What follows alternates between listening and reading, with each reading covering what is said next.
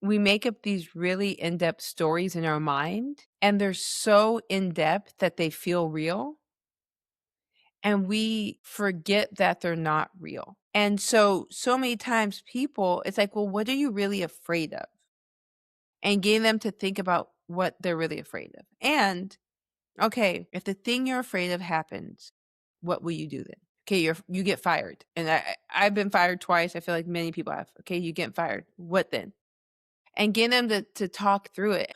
So many people have this idea of, well, what if there's a consequence? And I'm like, you're kind of already living a consequence where you're being held hostage by your emotions, right? Like you're already, isn't that a consequence that every day you walk in and you are biting your nails down to the bed because you're so nervous and scared and anxious, and your friends and family don't get to see the good you, they get to see the anxious you all the time. That's already kind of a consequence. And so I think that's one of the things is like we think that the firing or the PIP or whatever is the consequence, but I feel like being held hostage in this situation where you always have a knot in your stomach, you're afraid to go to work, you're afraid to see your email. Whenever an email from your boss pops up, you immediately have a trauma response. That to me seems like a pretty big consequence.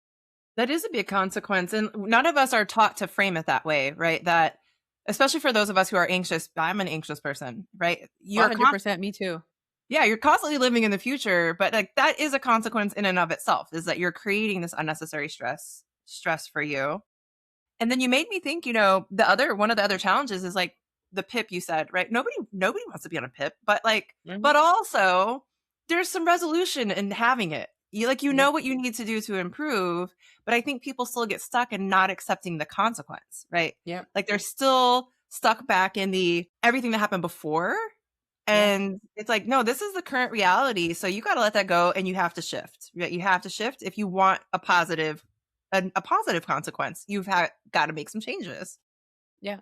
I would probably say one of my, I don't know if you'd say it one of my worst lines, but whenever people, like my ex, he used to complain about his job, and I would tell him it obviously doesn't suck that bad if you're not willing to do X, Y, and Z. It can't suck too bad. And that's why I tell people. Like from being a coach, I give a lot of help to volleyball parents. And they'll be like, "My kid's distraught. They don't know what they're doing." I'm like, "Well, have them ask the coach." "No, they're afraid of the consequence." Okay, they can't be too distraught. They don't care too much then. Like they're already sitting the bench. What other consequence you think is gonna happen? They gotta clean the floor? Like they already got the consequence. So what now? And so that's why I tell people like it doesn't suck too bad, because when it's gonna suck really bad, that's when you're gonna make the change. Hmm. And that's what I think about when I left coaching. I had told everyone, but once you tell the person that pays you, it's a different story.